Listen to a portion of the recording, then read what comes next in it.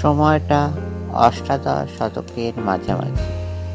চুঁচুড়াকে ঘিরে বসতি গড়তে শুরু করেছে ওলন্দাজরা। আসছেন ওলন্দাজ বণিকের স্ত্রীরা। 1754 সালে 16 অক্টোবর চুঁচুড়া এসে হাজির হন পিটার ব্রুইস। সঙ্গে ছিলেন তার স্ত্রী সুজানা আনা মারিয়া ওয়ার্কার। একটি ছেলে এবং 2 মেয়ে নিয়ে দিন কাটছিল তাদের। 1783 সালে মৃত্যু হয় পিটারের।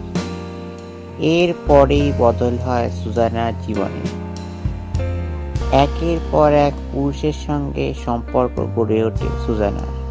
তাদের মধ্যে একজন ছিলেন থমাস ইয়াটস, যাতে ইংরেজ। 1795 সালে 30 মার্চ কলকাতার অ্যাংলিকান চার্চে বিয়ে হয় এই দুজনের। এই দুটি বিয়েই ছিল সুজানার জীবনের দুটি বৈধ বিবাহ। কিন্তু লোকমুখে শোনা যায় সুজানার প্রেমিক সংখ্যা ছিল অসংখ্য।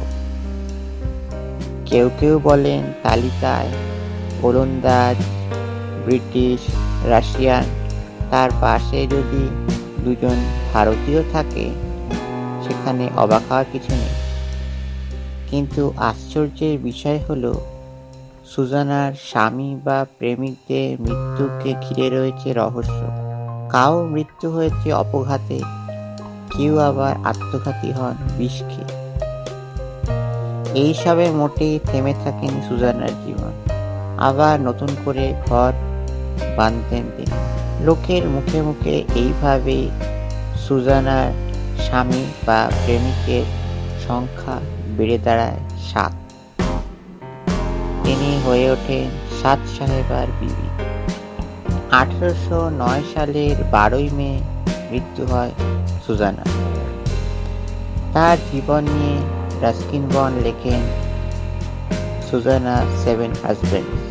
জানা যায় এটা ছিল 4 পাতার ছোট গল্প, কিন্তু বিশাল ভারদ্বাজের অনুরোধে রাস্কিন বন্ড 80 পাতার একটি উপন্যাস তৈরি করে দেন।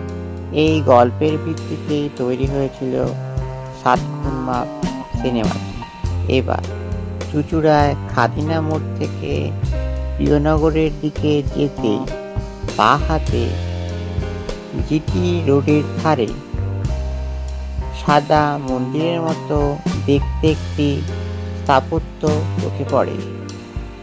এক ঝলকে দেখলে মন্দির বলেই মনে হবে, কিন্তু ওটা আসলে 7 সাহেবের বিবি সুজানার সমাধি। সুজানার প্রথম স্বামী পিটার ব্রুইসও শুয়ে আছে এই বাংলায়, তবে সুজানার থেকে অনেক দূরে, সেই ফুলপুকুর রোডের ওলন্দাজদের কবরস্থানে।